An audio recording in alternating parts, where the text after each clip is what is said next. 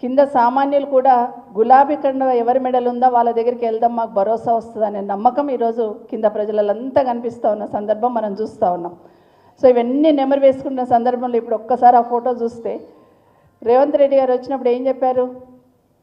కేసీఆర్ నిశానా జరిపేస్తానని అన్నాడు. అందులో ఒక్క నిశానా జరపగలుగుతాడా?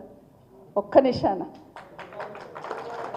వేరే ఏమొద్దు, ఉన్న దాంట్లో ఒక్క నిశానా జరపగలుగుతాడో చూడాలి. మరొక మీటింగ్ పోతే ఒక రైతన్న అంటా ఉన్నాడు, ఒక లేడీ కళ్యాణ లక్ష్మి చెక్కులు ఇస్తున్న దాంట్లో పోతూ ఉంటే 2 సార్లు ఎగ్గొట్టిండు రైతు బంధమ్మ.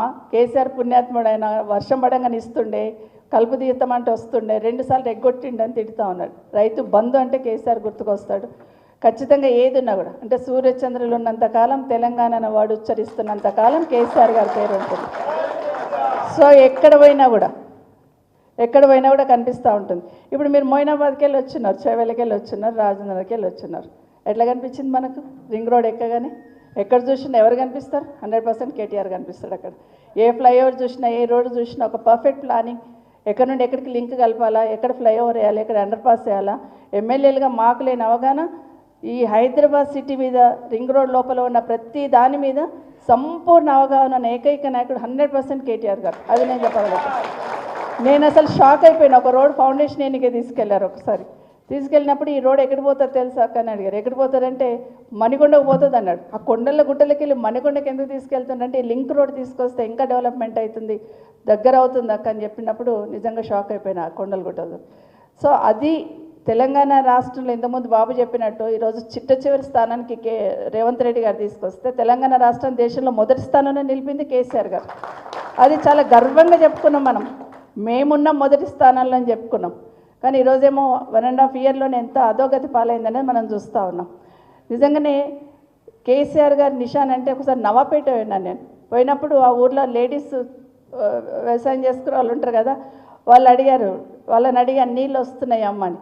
కేసీఆర్ నీళ్ళ బిడ్డ అన్నది. కేసీఆర్ నీళ్ళు అంటే నాకు అర్థం కాలేదు స్టార్టింగ్లో. కేసీఆర్ నీళ్ళు ఏంటి, మంచినీళ్ళు నల్లలలో వస్తున్నాయి అంటే గవే బిడ్డ కేసీఆర్ నీళ్ళ అన్నారు. అంటే అంత చెరగని ముద్ర కేసీఆర్ గారు వేసుకున్నారు. ఈరోజు గ్రామాలకు వెళ్తున్నప్పుడు మనం చెట్లు చూస్తున్నాం. నరోత్తం ఇంతకుముందు చెప్పినట్టు సర్పంచ్లకు గర్వంగా పనిచేసినామని. ఆ చెట్లను ఏమంటారు? కేసీఆర్ చెట్లే అంటారు. కేసీఆర్ చెట్లు, కేసీఆర్ నీళ్ళు. కాబట్టి కేసీఆర్ నిశాన ఎవ్వరూ చెడపలేరు, అది వాస్తవం. గతంలో రాజశేఖర రెడ్డి గారు ఉన్నప్పుడు మనం ఆరోగ్యశ్రీ ఫీజు రియంబర్స్మెంట్ రాజశేఖర రెడ్డి అని ఎట్లా అంటాం, అట్లాగే కేసీఆర్ గారు కూడా నిశాన చెడపలేని ముద్ర తెలంగాణ రాష్ట్ర ప్రజల గుండెల్లో ముద్రించింది వాస్తవం. కాబట్టి 1.5 సంవత్సరంలోనే అయ్యో కేసీఆర్ని ఓడగొట్టుకున్నాం, ఎట్లాగైనా కేసీఆర్ గారు వెనక్కి రావాలి అనేది ప్రతి ఒక్కరు ఆకాంక్షిస్తున్నారు. మన మోయినాబాద్కి వెళ్ళి వచ్చినారు. మీరు 111 జీవో దియగానే మీరు ఏం చేసినారు? సంబరాలు చేసుకున్నారు. బాబా ఇంకెక్కడికో వెళ్ళిపోతాం మేమని. జస్ట్ దాన్ని జీవో ఇంప్లిమెంటేషన్ చేస్తున్న మన టైంలోనే ఎలక్షన్స్ వచ్చినాయి. కానీ ఇప్పుడు ఈ గవర్నమెంట్ వచ్చినాక ఏం చేసింది? ఒక్కసారి అడుగుతున్నారా? ఒక్కసారి అడిగితే దానికి సమాధానం చెప్పే దిక్కులేరు. 111 జీవో దేవుడారు కానీ హైడ్రా తీసుకొచ్చి మనను కథం పట్టించే పని అయితే ఆగం చేసింది. హైడ్రా తీసుకొచ్చి ఆగం చేసింది. ఇది మనం చూస్తూ ఉన్నాం. ఒకరోజు ఒక మీటింగ్లో కేసీఆర్ గారితో నేను కూడా ఒక మీటింగ్లో రివ్యూ మీటింగ్లో ఉన్నాను. అయితే వర్షాలు పడుతూ ఉన్నాయి. అప్పుడే వర్షాకాలంలో అన్న దగ్గర ఆఫీస్కి చైర్కి ఎదురుగుండా గోడ మీద తనే గూగుల్లో పోయి చూసుకునేవాడు ఏదున్నా కూడా. మీటింగ్ అవుతూనే ఉంది, ఇమీడియట్గా గూగుల్లోకి వెళ్ళిపోయి చెక్ చేస్తూ ఉన్నారు. ఏమనంటే కాళేశ్వరంకి వెళ్ళి కాలువల ద్వారా నీళ్ళు వస్తున్నాయి, మరి చెరువులు నింపుకున్నారా లేదా అని ముందు పోయి సిద్దిపేట అక్కడంతా చూస్తున్నారు. అట్లాగే సిరిసిల్ల అంటే కరీంనగర్, మెదక్, ఉమ్మడి మెదక్ అదంతా చూస్తున్నారు. తర్వాత నల్గొండకు వచ్చిన్నారు. మాకు అర్థం కాలే ఏం చూస్తున్నారా అని మేము కూడా అట్లా చూస్తూ ఉన్నాం. చూపిస్తూ ఉంటే నల్గొండకి వెళ్ళగానే అన్ని చెరువులు నింపుకున్న తర్వాత ఒక చెరువు ఖాళీగా అనిపించింది. వెనుకనే జగదీశ్వర్ రెడ్డి గారికి ఫోన్ చేశారు. ఏంటి పలానా ఊళ్ళో పలానా చెరువు ఖాళీ ఉంది, ఆ కాలువలో నీళ్ళు ఉన్నాయి, చెరువు నింపుకోవచ్చు కదా అన్నారు. నాకు అర్థం కాలేదు, షాక్ అయిపోయాను. అంటే ఒక చెరువు ఖాళీ ఉందంటే వర్షాకాలం వచ్చినప్పుడే ఆ చెరువులలో నీళ్లు నింపుకుంటే మళ్ళీ రైతులకు అవసరం వచ్చినప్పుడు మనం వాడుకుంటాం కదా, మరి ఎందుకు నిర్లక్ష్యం చేస్తున్నా? ఆ ఊరు చెరువు నింపి మళ్ళీ 2 రోజులలో నాకు చెప్పు అన్నారు. ఒక్క నిమిషం షాక్ అయిపోయినాను. అంటే అంత డెప్త్లో పోయి ఆలోచించున్నారు. అంటే రైతన్నకి ఇబ్బంది ఉండొద్దు, రాష్ట్రం కరువుల పాలు కావద్దు, కరువుల కాటకాలు రావద్దు అనే ఆలోచనతో ఫోన్ పెట్టేసిన తర్వాత నేను అడిగాను అన్నకి, అన్న నాకు కొంచెం బాధ వేస్తుంది అన్న. ఎందుకమ్మా అన్నారు. అంటే కాళేశ్వరం పూర్తి చేస్తే అక్కడ అన్ని చెరువులు నింపబడుతుంది, మరి మా రంగారెడ్డి మా వికారాబాద్లో చెరువులు ఎప్పుడు నిండాలన్నా అని అడిగాను. అంటే ఒక్క మాట అన్నారు, నిజమేనమ్మా తెలంగాణ రాష్ట్రం రావాలనుకున్నప్పుడు కాళేశ్వరం పూర్తి చేసి అక్కడ అన్ని కూడా నీళ్ళు ఇస్తున్న సందర్భంలో పాలమూరు రంగారెడ్డి పూర్తి చేసి కూడా ఇక్కడున్న వాళ్ళు కూడా నీళ్ళు ఇస్తే రాష్ట్రంలో ఉన్న ప్రతి రైతన్నకు నీళ్ళు ఇచ్చాననే తృప్తి నాకు ఉంటుందమ్మా, ఒక్క కోరిక నాదే అన్నారు. అంత గొప్పగా చెప్పారు కేసీఆర్ గారు. సో అంత తపన పడేవాళ్ళు. గూగుల్లో పోయి ఏ రైతన్నకు నీళ్ళు అందుతలేవు, ఏ చెరువు నిండింది, ఏ కాలంలో నీళ్ళు వస్తున్నాయని ఎంక్వైరీ చేసింది కేసీఆర్ గారు. అయితే ఇప్పుడున్న ప్రభుత్వం, ఇప్పుడున్న ముఖ్యమంత్రి గారు కూడా గూగుల్లోకి వెళ్తున్నారు. కానీ ఏం సర్చ్ చేస్తున్నారు? ఎగ్జాక్ట్గా రైట్.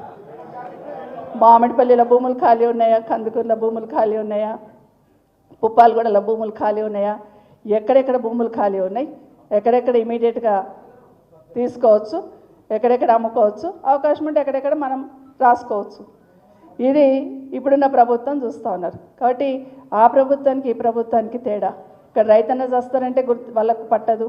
నిన్న మనం ఒక ఫోటో చూసినాం, గుండె తరుక్కుపోతుంటుంది.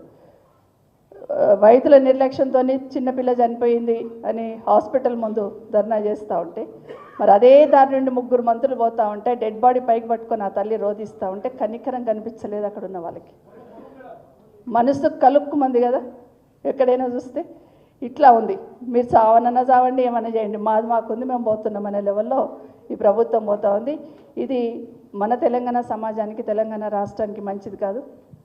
2014 కన్నా ముందు తెలంగాణ సమాజం అంతా ఏ విధంగా తెలంగాణ రావాలని కోరుకున్నారో, మరొక్కసారి తెలంగాణ సమాజం, తెలంగాణ రాష్ట్రం బాగుపడాలంటే కేసీఆర్ రావాలన్న ఆరాటం ఈరోజు అందరిలో చూస్తూ ఉన్నాం. కాబట్టి 27 నాడు జరుగుతున్న కార్యక్రమానికి మన 20 సంవత్సరాలు పూర్తి చేసుకొని, కేసీఆర్ గారు 24 పూర్తి చేసుకొని 25లో అడుగు పెడుతున్న సందర్భంలో మనం అందరం కూడా వెళ్దాం. ఆ కార్యక్రమానికి వెళ్ళి ఖచ్చితంగా ఈ రాష్ట్ర ప్రజలకు భరోసా కల్పించడానికి మాత్రం ఆ మీటింగ్కి వెళ్ళాల్సిన అవసరం ఉందని మరొకసారి మీకు అందరికీ కూడా తెలియజేస్తూ, వచ్చిన అందరికీ కూడా మనస్ఫూర్తిగా స్వాగతం చెప్తూ, జై తెలంగాణ, జై కేసీఆర్.